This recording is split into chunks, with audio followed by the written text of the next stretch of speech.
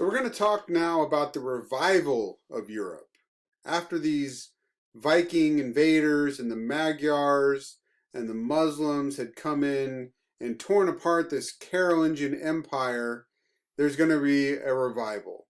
Now, one thing to remember is that that Carolingian Empire really was weak in many ways. One of the things that made it strong was its ability to conquer new territory. As long as the Carolingians were conquering new territory, their subjects were loyal. But their loyalty was not really any deeper than that. It's kind of reminiscent of the Roman Empire, how with the Roman Empire, as long as they're conquering, they remain strong. Well, you're going to have a revival now of Europe, and Europe is going to get strong in a deeper way.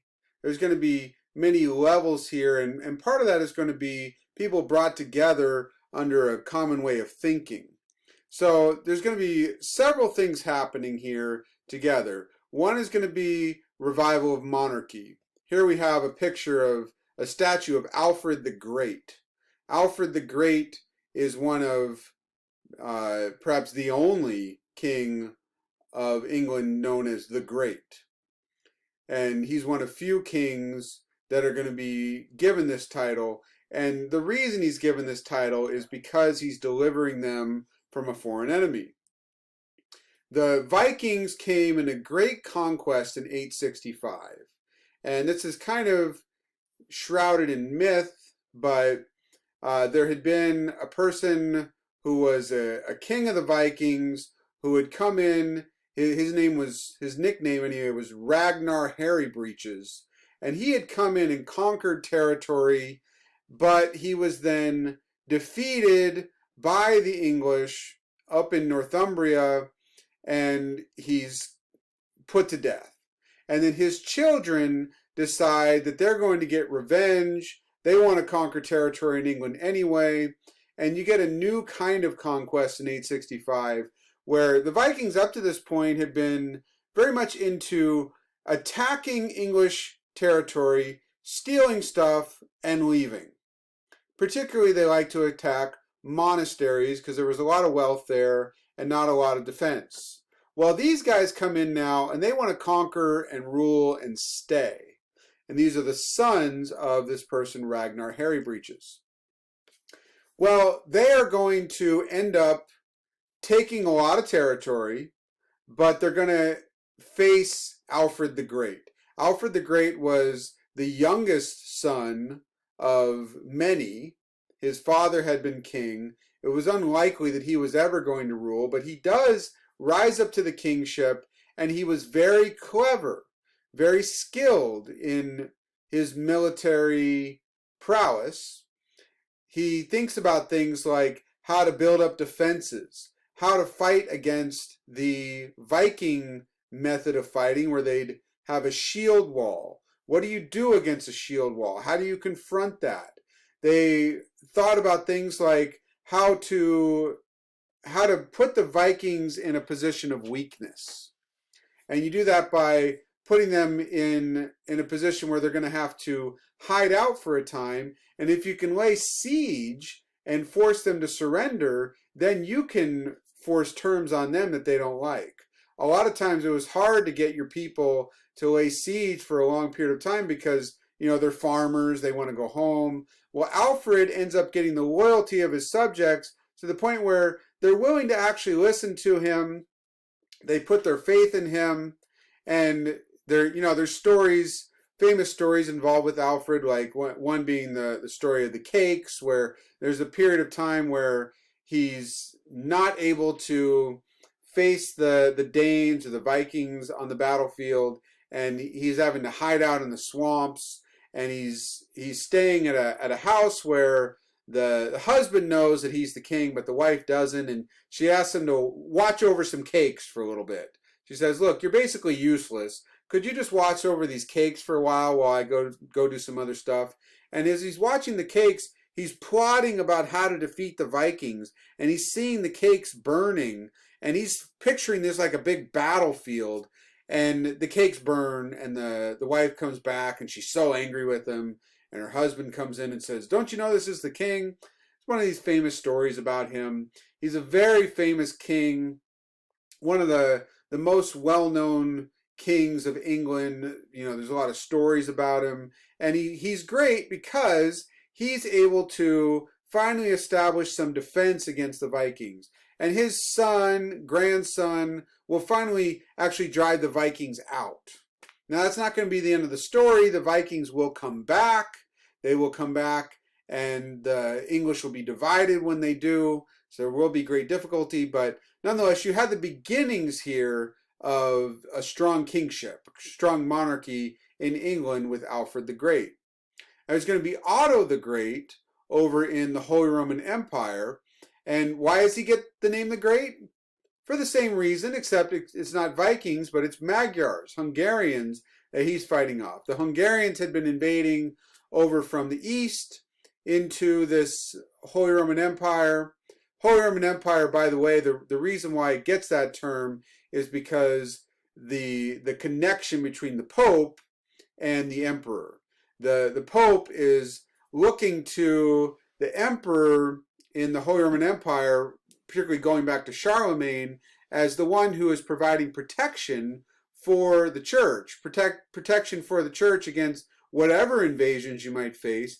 They used to look to the Eastern Roman Empire, but the Eastern Roman Empire had been under quite a bit of threat, quite a bit of difficulty in fighting off the Muslim invaders, also having to fight against the Persian Empire. The Persian Empire will eventually be completely overrun by the Muslims, but they're not able, the Eastern Roman Empire is not able to provide any help. Well, so Otto the Great is going to be able to defend against the Hungarians, actually drive them out. The Battle of Lechfeld particularly was a significant battle where he gained a major victory. And after that, he's going to be crowned as Holy Roman Emperor. And so you have, again, the return of a strong king. Otto the Great, he's going to be given a lot of authority by his subjects because he's able to actually fight off the enemy. That is what you want more than anything from your ruler, is that he provides order, law and order. Now, Hugh Capet is going to be a king that rises up in France, but his rule is different. He's not going to be known as Hugh Capet the Great. He's Hugh Capet. He's getting to be king, but this is a situation where you have about 30 different feudal kingdoms where you have local lords that are ruling over their own territory. You can see kind of the divisions here of France, and he's really just one among many. But what happens with Hugh Capet is that he has this little area that he rules over, the Ile-de-France, which includes Paris.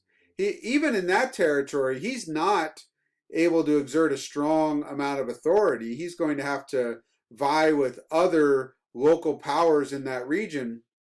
But the thing that he does have going for him over the centuries is that he is able to pass on the kingship to his son, while his son is old enough to actually rule. When you have little kids ruling, they're not really able to provide much stability, and they end up at the mercy of other people. But he's able to pass on his kingdom to a son who's old enough to actually rule, and his son is able to pass it on then to his son, Hugh Capet's grandson, and that continues on for many, many generations.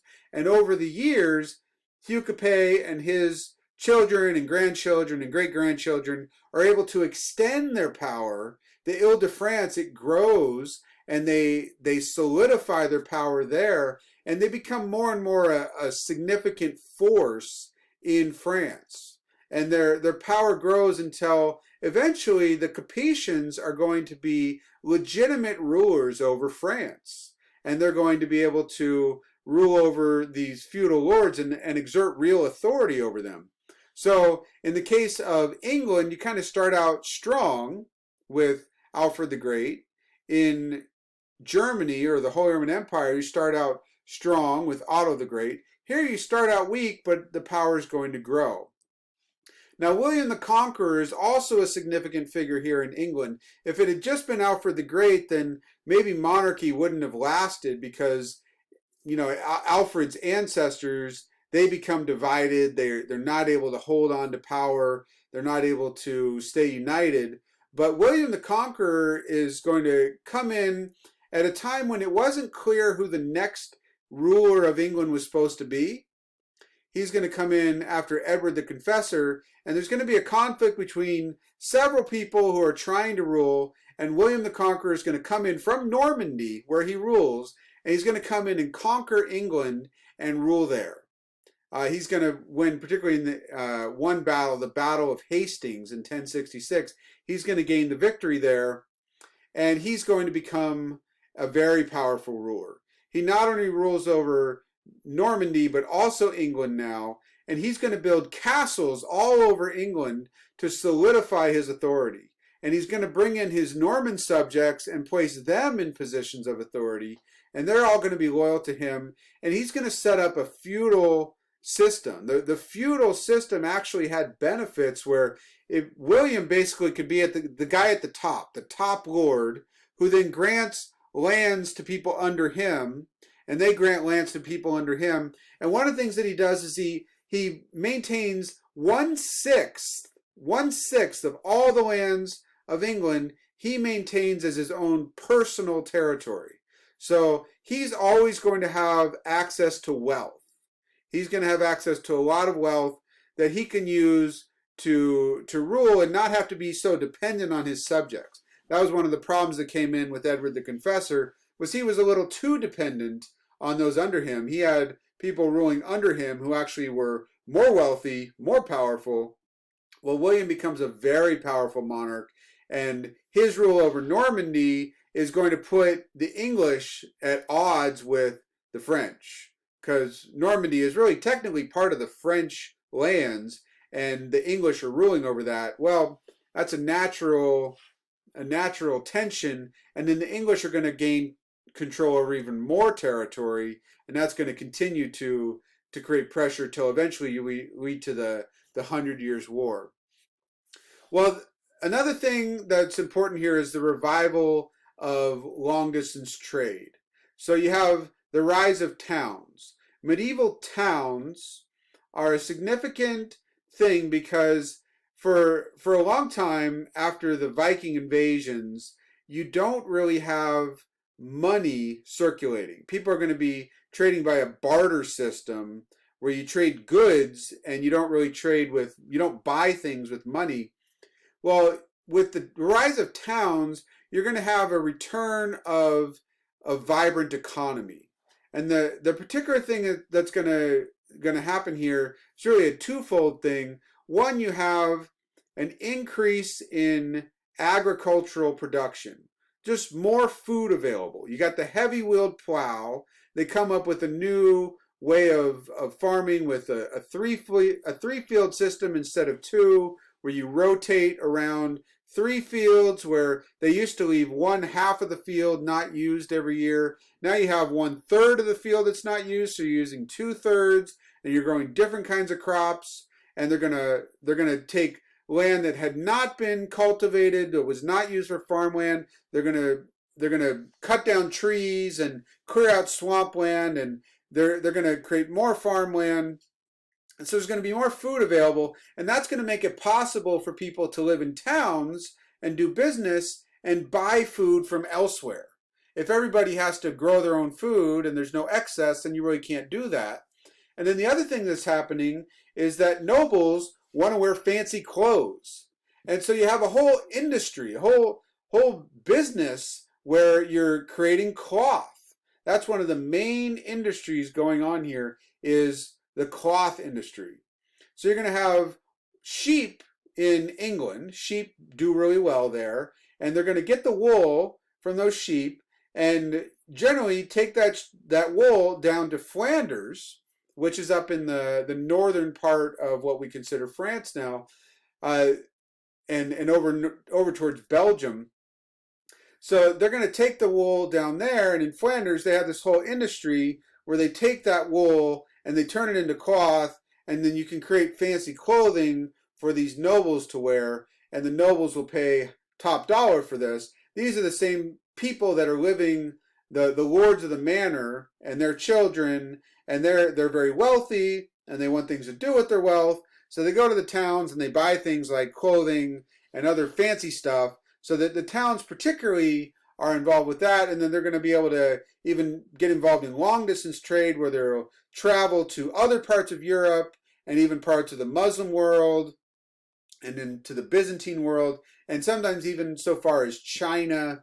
And they'll be trading and making money and bringing it back to Europe. And so you have a revival of long distance trade that really hadn't taken place since the collapse of Rome. The Romans used to be involved in long distance trade. Well, that hadn't happened for a long time. So the revival of towns, the rise of towns, the revival of the economy is a significant thing that's happening here with this period where we're talking about the revival of Europe. You also have the revival of education with the rise of universities. Education is going to not just be located among monasteries anymore, but it's going to go broader than that. These rich people who are making a lot of money, they want their kids to be educated, and they're going to pay so that their kids will be educated. And eventually you're going to have famous intellectuals like Abelard and Anselm that'll pop up, and they're going to be famous intellectuals at these great universities, particularly like the University of Paris, University of Cambridge, University of Oxford. And they're going to teach people, but you'll have education happening on much lower levels too, where lords, they're gonna want their kids to be educated. They'll pay for tutors to teach them to read in foreign languages, to be able to read the classics, to be able to read the church fathers. And so you have a revival of thinking, and people are going to get really interested in philosophy, particularly through Aristotle. Aristotle's works had not been available for a long time. The Muslims actually get really interested in Aristotle, and through the Muslim world, partly, the European world is going to get interested in Aristotle also. They'll actually read about Aristotle through the commentaries of these Muslim intellectuals, Muslim philosophers, writing commentaries on Aristotle's works. And you'll have Aristotle's works returning in the original languages, and are translated into Latin and being read that way.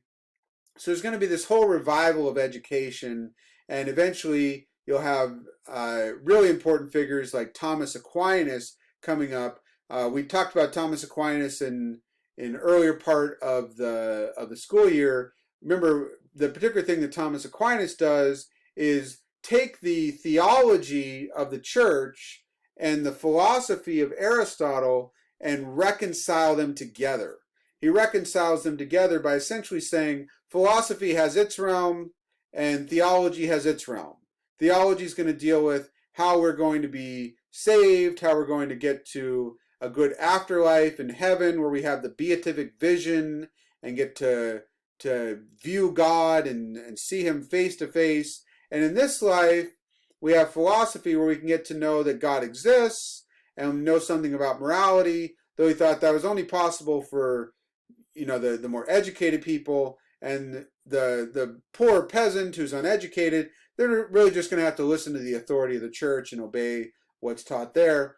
So that becomes a dominant way of thinking in the later part of the Middle Ages, what we know as the Scholastic period. Crusades are also going to be a significant part of the revival of Europe. Now, this might not look like a positive thing. You got the Crusades where Europeans are invading the Muslim world to retake lands, and so you have warfare.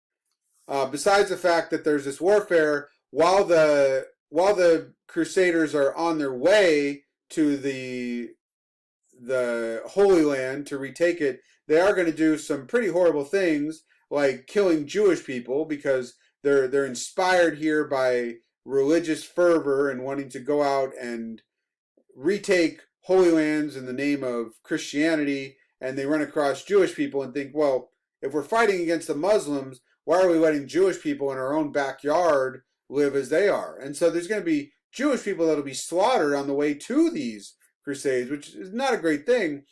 The reason why the Crusades are part of a revival of Europe is, rather than the Europeans being invaded by foreigners, they are going out and doing the invading. And it's not all a matter of the Europeans are simply the bad guys. They had been going on pilgrimages to Jerusalem to see some of the holy sites, see places where Jesus had lived, and walked, and where Jesus was crucified. And this was an important part of a revival of Christian fervor that was happening. And the Muslims are going to cut that off. And you have to remember also that those lands were Christian before they were Muslim. So in a sense, you could say the Christians are just retaking land that had been taken from them. But in any case, it is a really violent period of history, and it's significant for our purposes only to say the Europeans are on the offense now, not on the defense. They're not being invaded by foreigners. They are doing the invading. And the Crusades, there's many of them. They're going to really turn into very political things, and not so much really centered around any Christian basis at a certain point. But I mean, there'll be somewhat, but the connection between Christianity and the Crusades is going to kind of get blurry. Richard the Lionheart will be the most famous figure in the Crusades and his fights against Saladin, and there's a lot to talk about with the Crusades. But for our purposes, I just want to note that the Crusades are a sign of the growing power of the Europeans. Now, the Angevin Empire is going to be a significant issue in this period. The Angevin Empire is going to grow up. It's kind of complicated. It goes back to William the Conqueror. William had ruled in Normandy, which is in the north of France, and then there's going to be conflict. There's going to be a civil war in England over who's the next king.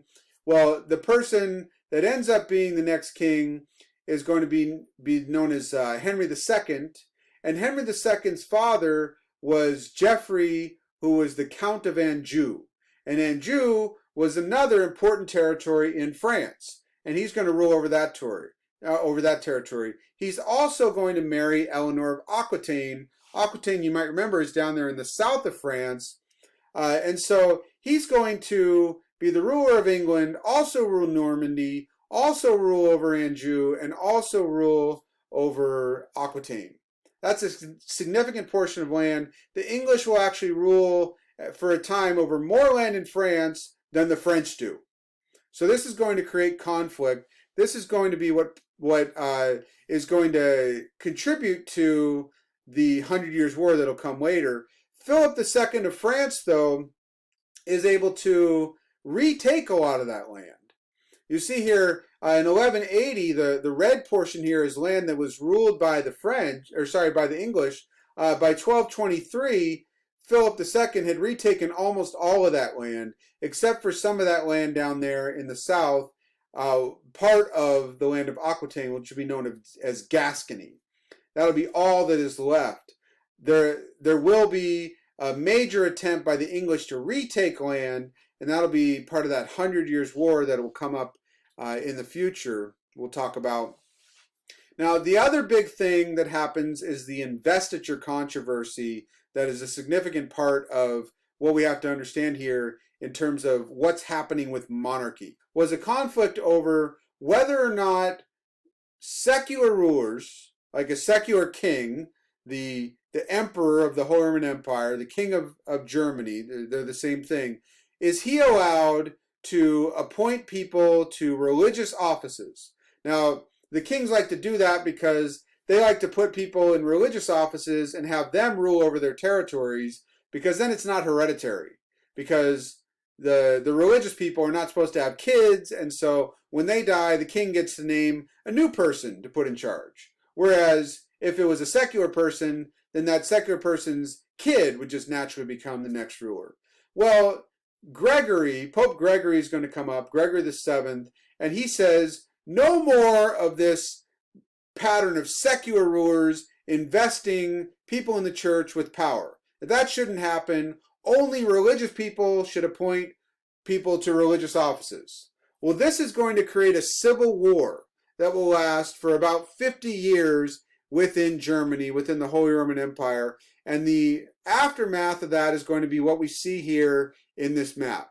You see how there's all these individual territories. Well, what happens is the Pope and the king are at war, and they draw in these various subjects from the empire to fight on their side. Well, they're not able to resolve this. The two of them die, and the war is still going on after they're dead. And what ends up happening is it's the lords, the local authorities over their individual kingdoms, individual princes, they're the ones who resolve the conflict. So at the end here of the investiture controversy, it's really the Holy Roman Empire that has suffered. The Holy Roman Empire has suffered significantly. You no longer have a powerful king.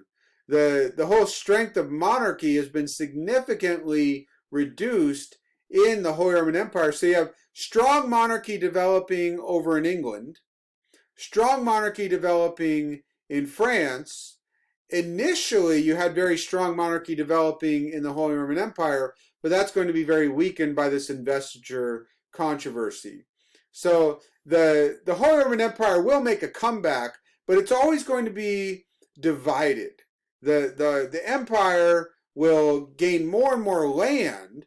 They'll actually at one point control land up in the Netherlands and down in Spain, and it'll be just a huge empire. They'll seem to be the main force in the world, but still they're going to have not so much power over their individual territories within their lands as the English and the French do. The English and the French are really more able to centralize power, and that becomes a big difference between these three main powers. So those become the main power forces. The Spanish are also going to become significant, though they're tied into this Holy Roman Empire. But these are going to be the big forces. You got the Holy Roman Empire, Spain, sometimes ruled by the same people. You're going to have England, and you're going to have France. And then there's lesser powers that'll be, involved here in various ways. The Italians will be there. You got the Netherlands, which at one point will be divided between the Belgians and the Dutch, and the Scottish will be involved here too, and often teaming up with the French. But the main power forces that we have here are the English, the Holy Roman Emperor, and the King of France.